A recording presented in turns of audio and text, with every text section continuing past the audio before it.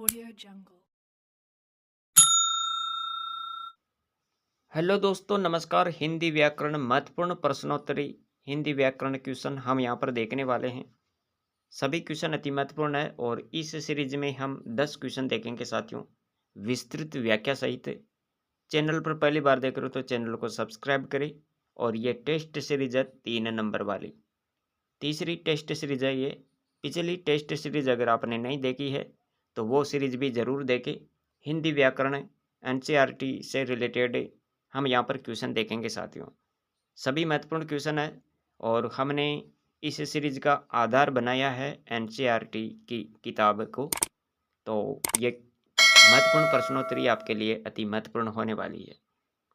यहाँ पर आज का टॉपिक हमने सेलेक्ट किया है, यहाँ पर हिंदी के स्वर यानी स्वर देखेंगे हम। स्वर से संबंधित महत्वपूर्ण क्वेश्चन होंगे।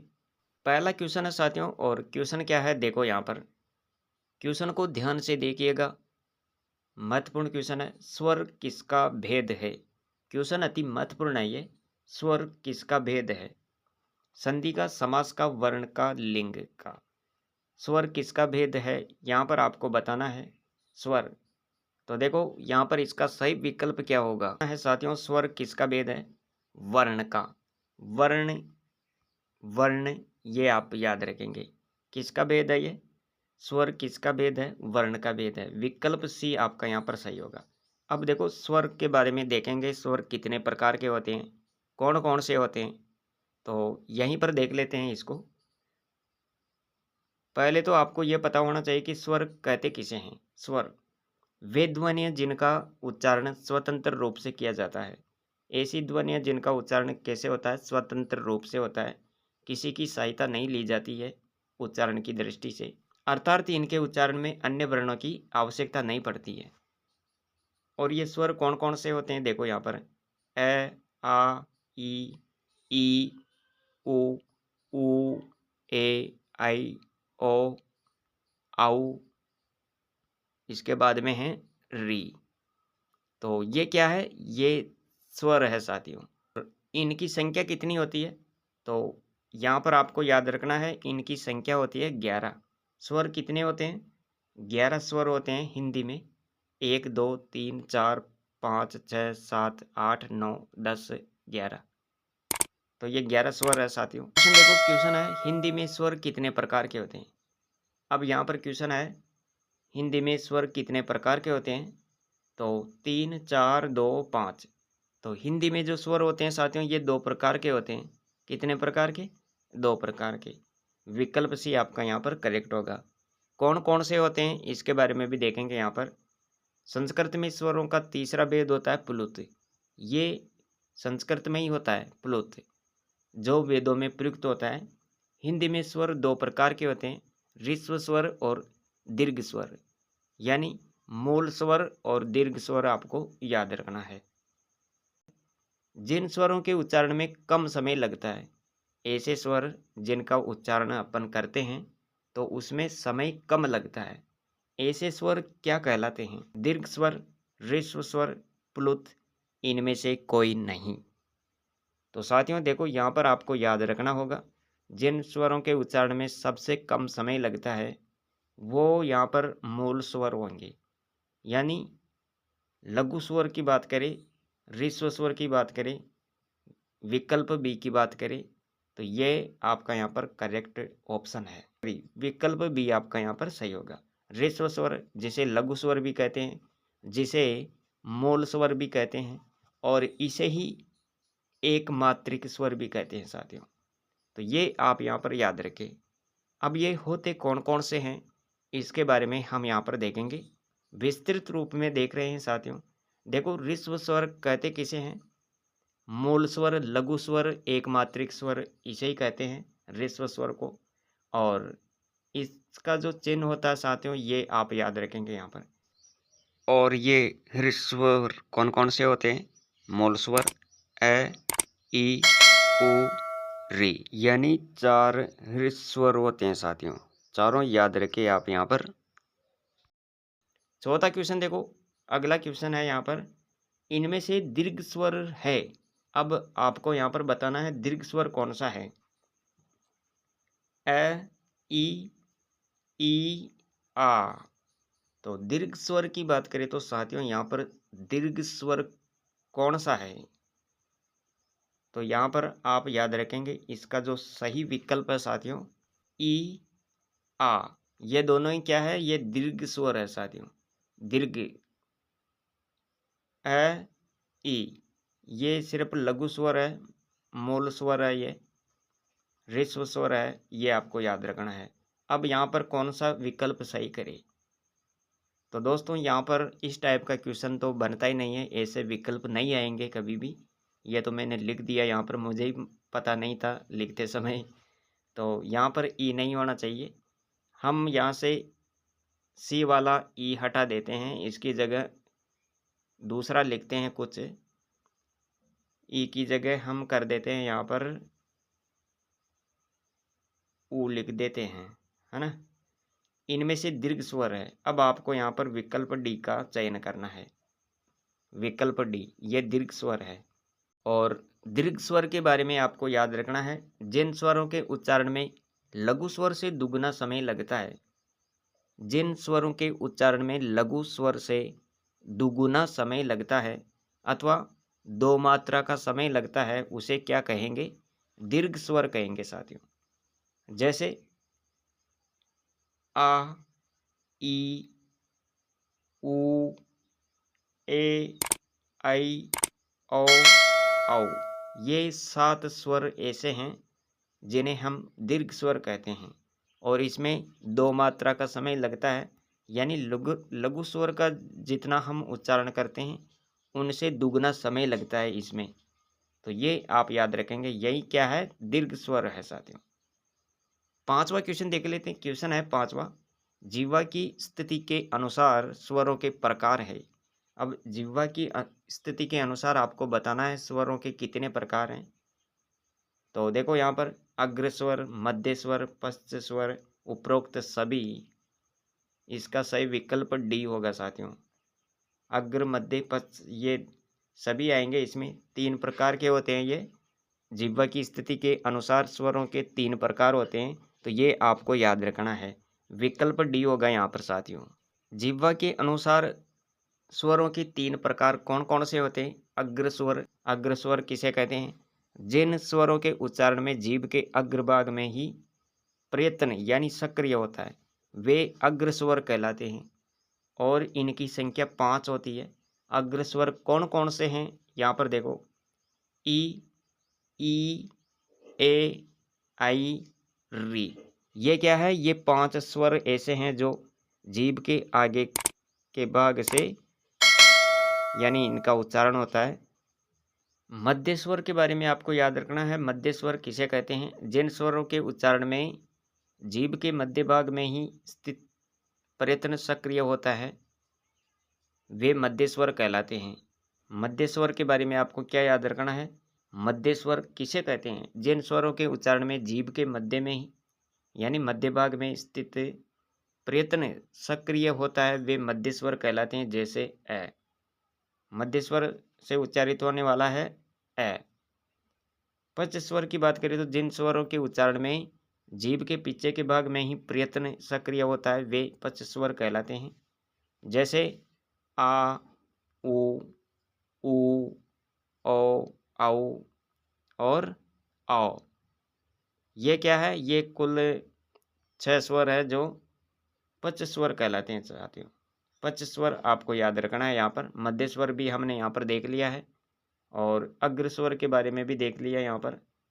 तो ये सब आपको याद रखना है साथियों। देखो, हम विस्तृत रूप में यहाँ पर सीरीज को देख रहे हैं, इसलिए हमने यहाँ पर क्या किया, ओनली 10 क्वेश्चन ही सिलेक्ट किए हैं इस सीरीज में। ये डायग्राम, ये चित्र यहाँ पर मैंने चिपका दिया है। अब इसमें आप यहाँ पर समझ सकते हैं। यहाँ पर जो ये हैं, ये क्या है? जीभ। ये क्या है साथियों? ये जीभ है ना। और इसके आगे के भाग से उच्चारण होता है। तो ये कौन कौन से हैं? अग्र स्वर कौन से होंगे यहाँ पर? ई, ए, आई। ये अग्र स्वर हो गए। और मध्य स्वर होगा, यहाँ पर मध्य स्वर है। और पच स्वर की बात करें तो यहाँ पर देख सकते हैं आप पच स्वर कौन कौन से हैं। ओ, ओ, औ, औ और औ, ये पच स्वर है। इसके साथ आपको यहाँ पर ये भी याद रखना है, आ, ये क्या है, ये भी पच स्वर के अंतर्गत ही आता है। तो यहाँ पर चित्र के माध्यम से भी आप यहाँ पर समझ सकते हैं इसको अच्छे तरीके से। अगले क्वेश्चन पर चलते हैं, देखते हैं अगला क्वेश्चन क्या है। देखो यहाँ पर 6 नंबर का क्वेश्चन है साथियों। मुखाकृति के आधार पर स्वर भेद होते हैं। मुख की आकृति के अनुसार आपको देखना है। मुखाकृति के अनुसार, मुखाकृति के आधार पर स्वर भेद कितने होते हैं। स्वर के भेद कितने होते हैं, 2, 4, 7, 5। तो देखो यहाँ पर विकल्प भी आपको सही करना है। इनके 4 प्रकार होते हैं। मुखाकृति के आधार पर स्वरों के भेद कितने होते हैं, 4। कौन कौन से होते हैं इसके बारे में भी आपको याद रखना है। देखो पहला होता है संवर्त स्वर।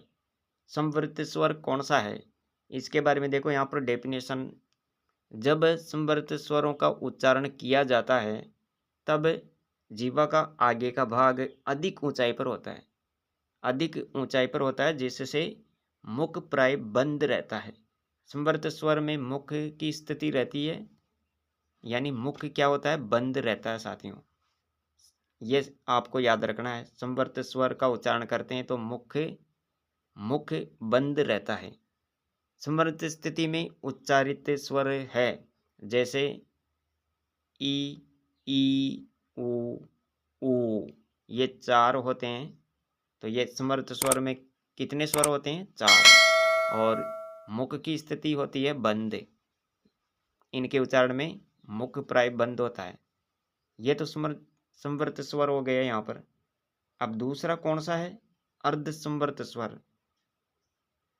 इसके बारे में भी आपको याद रखना है। यहाँ पर इन स्वरों के उच्चारण में जीवा की ऊंचाई संवर्त से कम रहती है। ऐसी स्थिति में आधा मुख बंद रहता है। जैसे ए, ओ, ये 2 प्रकार के हैं। तो यहाँ पर आपको याद रखना है अर्ध समर्थ स्वर कितने होते हैं, 2 होते हैं साथियों, ए, ओ। ये दूसरा प्रकार हमने देख लिया यहाँ पर, अर्ध समर्थ स्वर। तीसरा है विवर्त स्वर। विवर्त स्वर किसे कहते हैं, यहाँ पर देखो जिन स्वरों के उच्चारण में मुख पूरा खुल जाता है, ऐसे स्वर जिनका उच्चारण करते समय मुख पूरा खुल जाता है, वह विवर्त स्वर कहलाते हैं। और इनकी संख्या कितनी होती है, इनकी संख्या सिर्फ 1, यानी आ होता है केवल।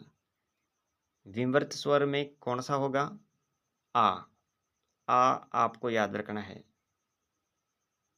तो ये तीसरा हो गया यहाँ पर। अब चौथा देखो, चौथा क्या है, अर्ध विवर्त स्वर। जिन स्वरों के उच्चारण में मुख विवर्त स्वर से थोड़ा कम और अर्ध स्वर्त से अधिक खुलता है, वे अर्ध विवर्त स्वर कहलाते हैं। जैसे ए, आई, और इसके बाद में क्या होता है, आओ, औ। ये भी 4 होते हैं। कितने होते हैं, अर्ध विवर्त स्वर 4 होते हैं साथियों। और विवर्त स्वर केवल एक ही होता है, और वो क्या होता है, आ।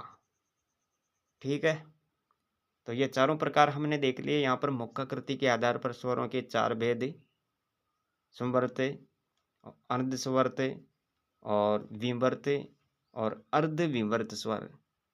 7वां क्वेश्चन देखो, यहाँ पर क्वेश्चन है ओष्ठाकृति के आधार पर स्वर होते हैं। ओष्ठाकृति के आधार पर स्वर कितने होते हैं, वृत्ताकार स्वर, अवृत्ताकार स्वर, उपरोक्त दोनों संवर्त स्वर।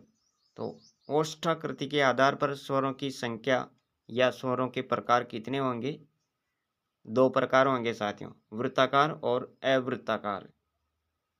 विकल्प आपका यहाँ पर सी सही होगा साथियों।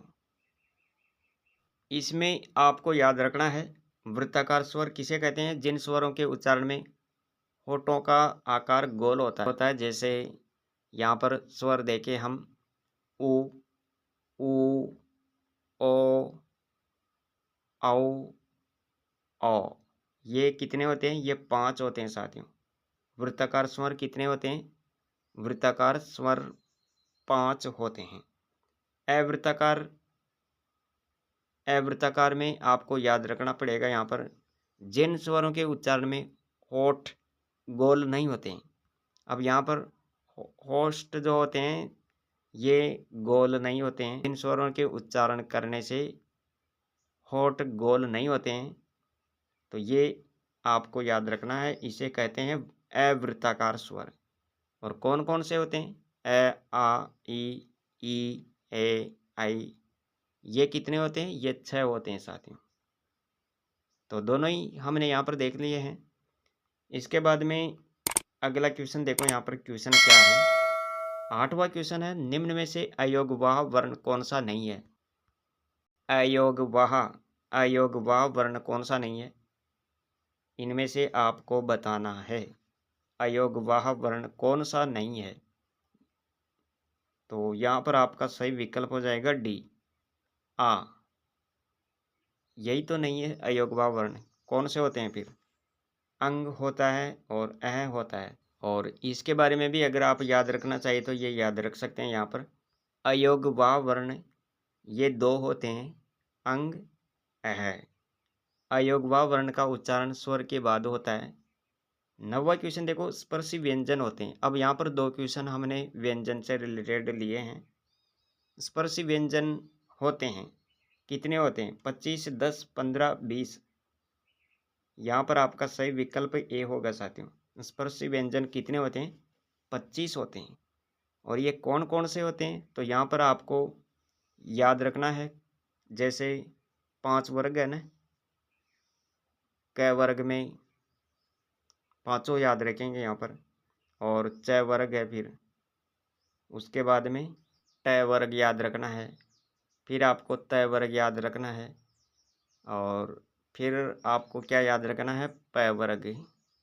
इस प्रकार कितने हो गए? ये 5 वर्ग हो गए। यहाँ पर क वर्ग में 5 आ जाएंगे, यानी 5 में 5 है और 5 25 हो गई। तो ये 25 स्पर्शी व्यंजन होते हैं साथियों। अगला क्वेश्चन देखो, आज की सीरीज का हम लास्ट क्वेश्चन देख लेते हैं। यहाँ पर संयुक्त व्यंजन नहीं है। अब यहाँ पर आपको बताना है संयुक्त व्यंजन कौन सा नहीं है। स है, त्र है, ज्ञ, स। तो यहाँ पर संयुक्त व्यंजन का मतलब जो 2 व्यंजन से मिलकर बनता है, ये संयुक्त व्यंजन होते हैं। तो कस, त्र, ज्ञ, ये कौन से व्यंजन है? ये संयुक्त व्यंजन है। जो नहीं है वो क्या है? विकल्प डी होगा यहाँ पर, स। ये संयुक्त व्यंजन नहीं है साथियों। तो आज की सीरीज में हमने कुल यहाँ पर कितने क्वेश्चन देखे? 10 क्वेश्चन। सभी क्वेश्चन अति महत्वपूर्ण थे और विस्तृत व्याख्या सहित हमने यहाँ पर समझने की कोशिश की है। और साथियों देखो, आज का ये टॉपिक है हिंदी व्याकरण का ये पहला टॉपिक है, स्वर व्यंजन वाला। तो वर्ण विचार में जो आप पढ़ते हैं, वर्ण विचार में स्वर का ज्ञान, व्यंजन, तो इनसे संबंधित क्वेश्चन हमने यहाँ पर सेलेक्ट किए हैं। सिर्फ और सिर्फ यहाँ पर हमने ज़्यादा फोकस किस पर किया है? स्वर पर। यानी स्वर से संबंधित महत्वपूर्ण क्वेश्चन हमने यहाँ पर लिए हैं। और अगली सीरीज में भी हम स्वर और व्यंजन से संबंधित, मात्राओं से संबंधित और हिंदी का सामान्य परिचय से संबंधित महत्वपूर्ण क्वेश्चन आपके लिए लेकर आएंगे। सीरीज को अपने दोस्तों तक भी शेयर करें और चैनल पर पहली बार देख रहे हो तो चैनल को सब्सक्राइब करें। मिलेंगे अगली वीडियो में। आज के लिए इतना ही। Thanks for watching.